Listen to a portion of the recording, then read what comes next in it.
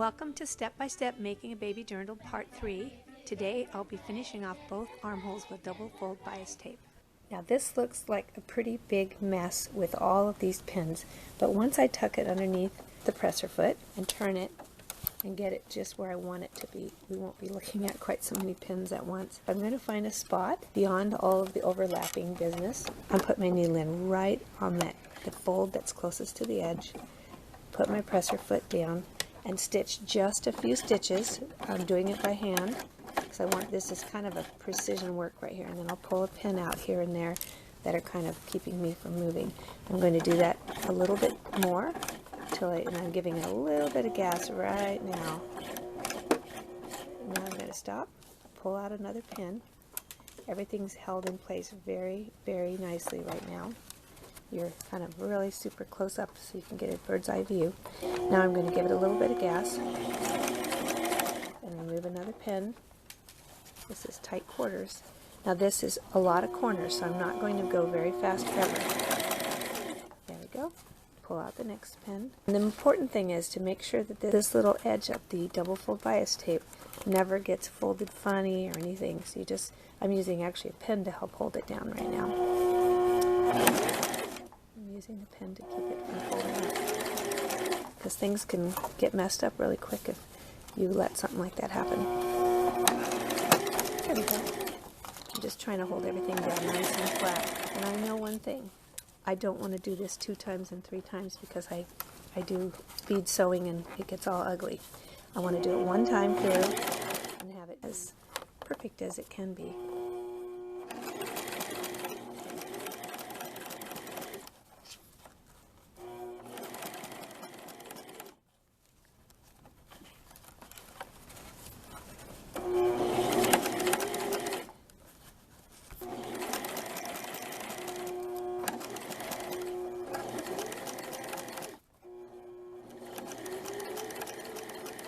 Just like that, I'm back to where I started, and I'm going to sew on a little bit just to have double stitching there. Okay, I'm going to lift my needle out. Now, right now this looks like a hot mess, but as soon as I roll the double fold bias tape around to the front side, it will be amazing. So here's the inside. This is the right side, and I'll just start on any particular spot and just carefully fold the double fold bias tape around and pin it into place, and it will look beautiful. And even, oh, here's a couple crazy loose threads. I forgot to snip them off, so let's go through and do that.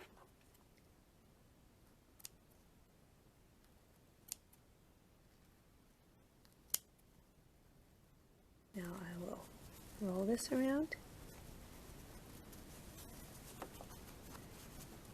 And this is where there's double layers. I'll do that part last, just to save that for the ending.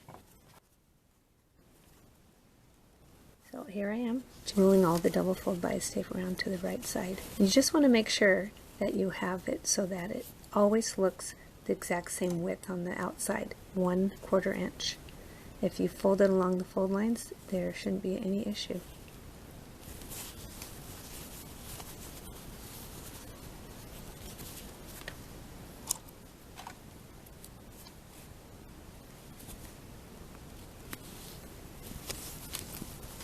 Now I'm down to the part where it is double layered. Okay, earlier when I folded the end of the double fold bias tape, this is that part here, and this is the part that's going to fold around over this bottom part.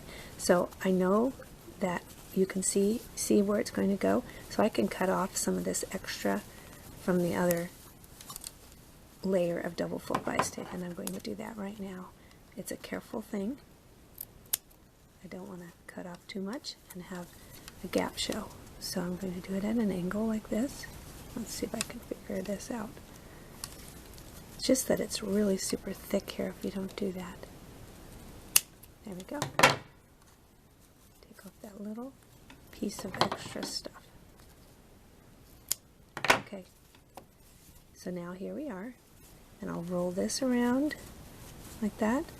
And then this piece gets folded under and folded around too, and it all lines up pretty nicely. And again, if you really want this to be precise, there would be a case for hand sewing that right there. And I might just do that. That way when I come through and do my top stitching, it will lay down really great, and I won't have to worry about pinning it and hoping that it all lays down. So I'm going to get my needle and thread and hand sew that down. So here is where I will hand stitch just for a few stitches to get this to all lay down nice and flat. Then later on, when I top stitch it, I won't have to deal with hoping that it doesn't do something funny.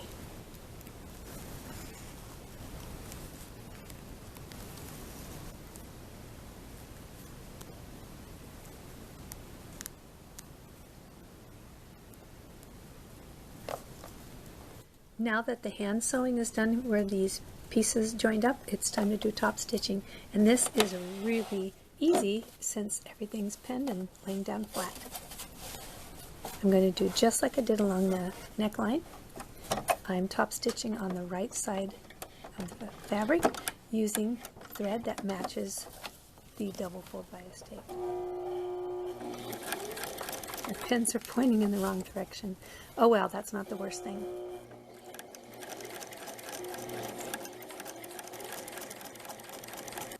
I'm just making sure with my hands that I keep all of the dirndl fabric down flat, and it will have a nice finish that way. If you let it get all wrinkled or funny, pulling some funny way, it won't look so good. And just like that, I'm back to where I started. I'll go over the original stitching and go backwards, and that's it. Cut it off. Now I'll repeat those same steps on the other armhole opening of the dirndl. Starting on the lining side, I'll pin the double fold bias tape.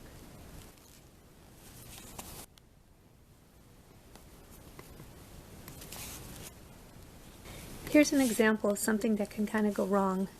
As I turned it around to see, I hadn't snipped the two layers quite perfectly, so I went ahead and I gave a little more seam allowance to the double fold bias tape. Otherwise, if I did it right on the edge on the front, it wouldn't catch on the back, and that might look bad. So it's good to look as you're working on this to make sure that all your layers will be enclosed in the double fold bias tape. Now that I'm back to the beginning, I'm going to do the same thing where I trim the double fold bias tape at an angle so that I will reduce some of the bulk. The bottom end of the double fold bias tape is snipped off and folded down.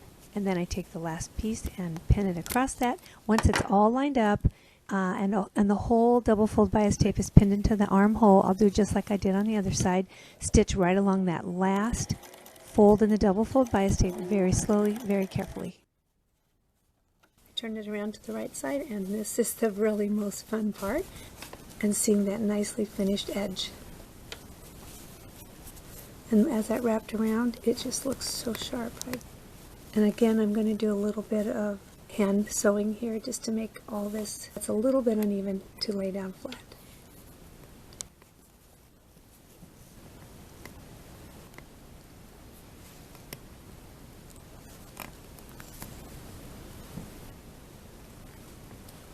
Now that I've hand sewn the place where the two pieces of bias tape come together, the top stitching should be a breeze.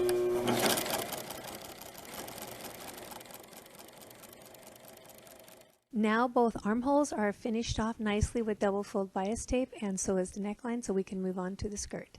If you haven't already done so, please subscribe to my channel and give me a thumbs up on this video. Please join me for part 4, where we'll gather the skirt and sew it to the bodice.